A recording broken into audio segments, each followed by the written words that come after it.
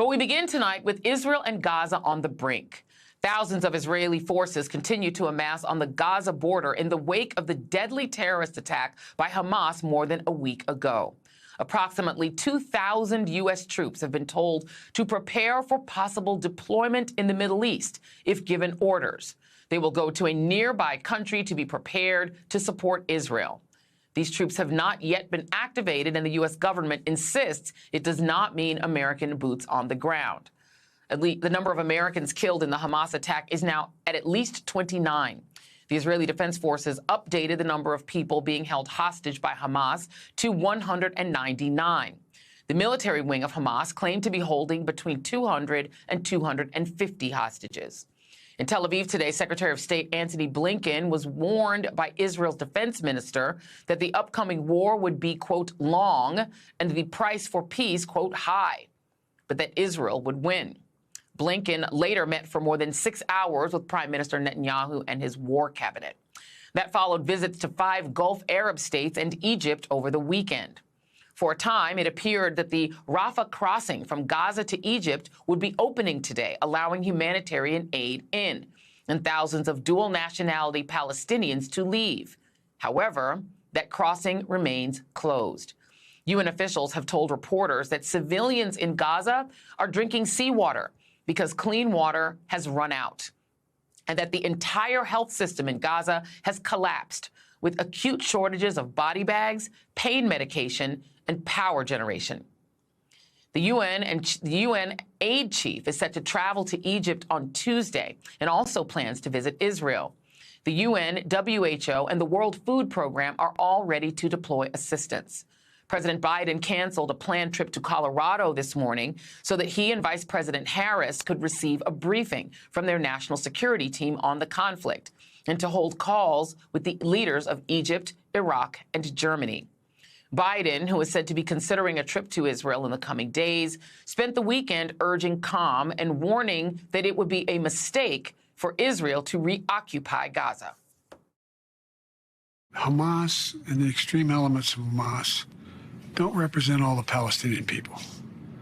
And I think that it would be a mistake for Israel to occupy Gaza again. Do you believe that Hamas must be eliminated entirely?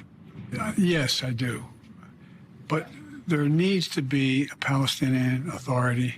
There needs to be a path to a Palestinian state. Meanwhile, Israelis across the political spectrum are seething at the Netanyahu government for what happened more than a week ago. A prominent Israeli host, Dan Shilon, accused Netanyahu of being a war criminal for his security failures.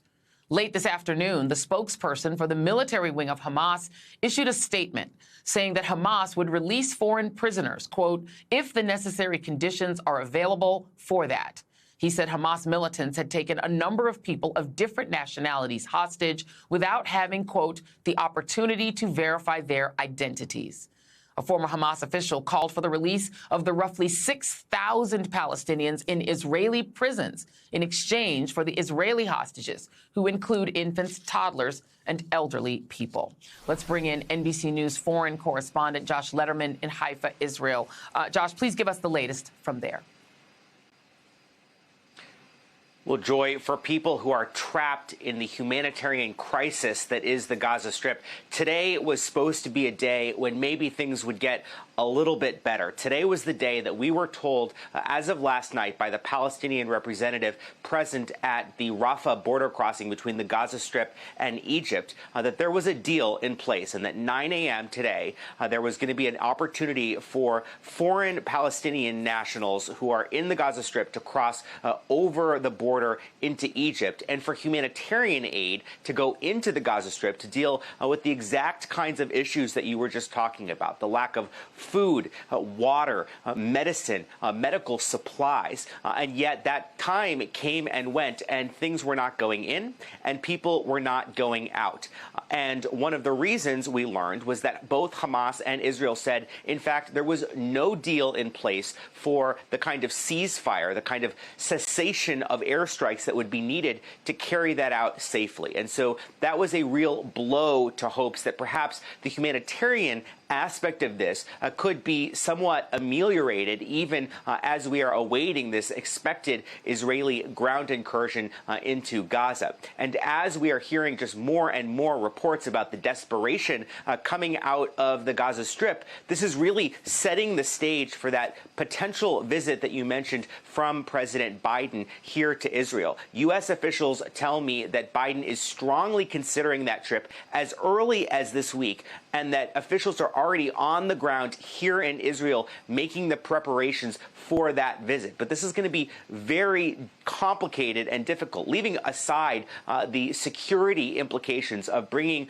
the president of the United States to a country that is now at war, where there is so much uncertainty. There are all kinds of political optics around actions that the Israeli military might take while President Biden was on the ground here that could look like the U.S. was greenlighting some type of Israeli activity, as well as what concessions the U.S. might have been able to get from Israel in exchange for granting this visit that Prime Minister Benjamin Netanyahu had requested.